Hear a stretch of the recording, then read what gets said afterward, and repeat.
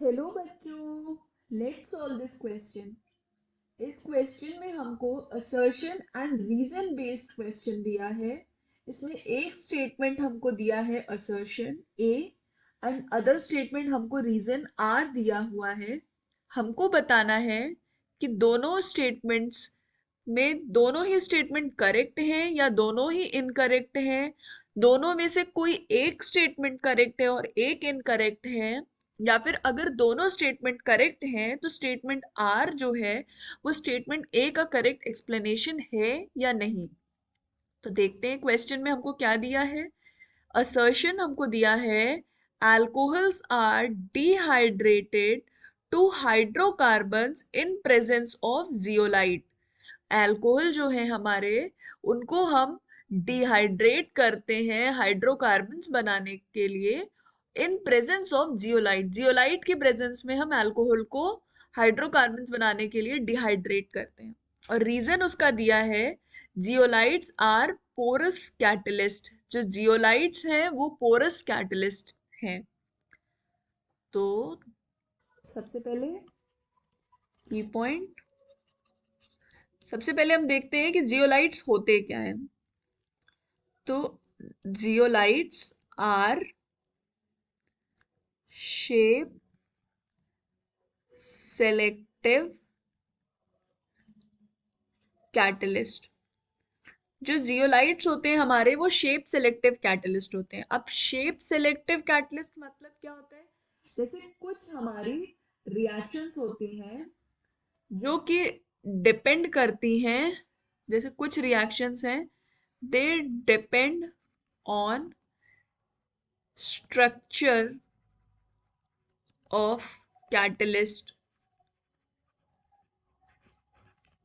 and size of reactant and product molecule।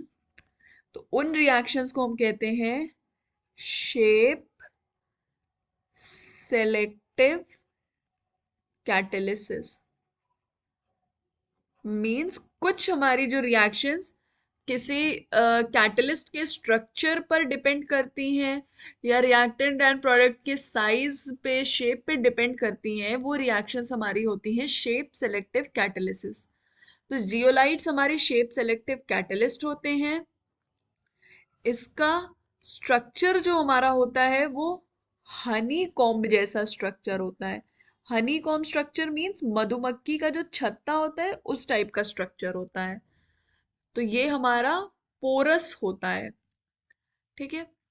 And next point हम देखते हैं, जो अल्कोहल होता है उसको हम डिहाइड्रेट कर देते हैं हाइड्रोकार्बन बनाने के लिए।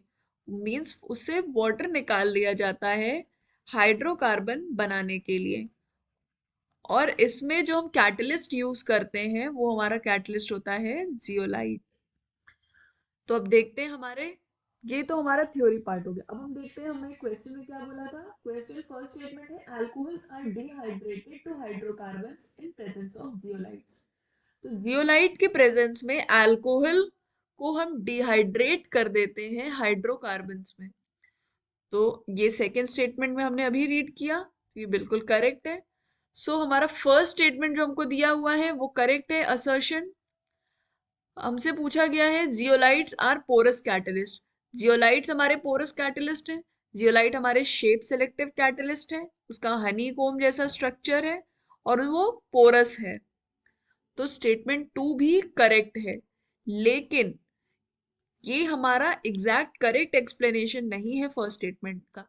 अल्कोहल को हम डिहाइड्रेट कर रहे हैं in presence of zeolite to form hydrocarbon, उसका रीजन ये नहीं है कि जियोलाइट हमारा पोरस कैटलिस्ट है या नहीं। सो इसका हमारा करेक्ट आंसर है ऑप्शन बी। दोनों ही हमारे स्टेटमेंट्स करेक्ट हैं। Statement A and R both are true, but R is not the correct explanation of A. I hope आपको ये सॉल्यूशन समझ में आया हो। All the best for your examination. Thank you.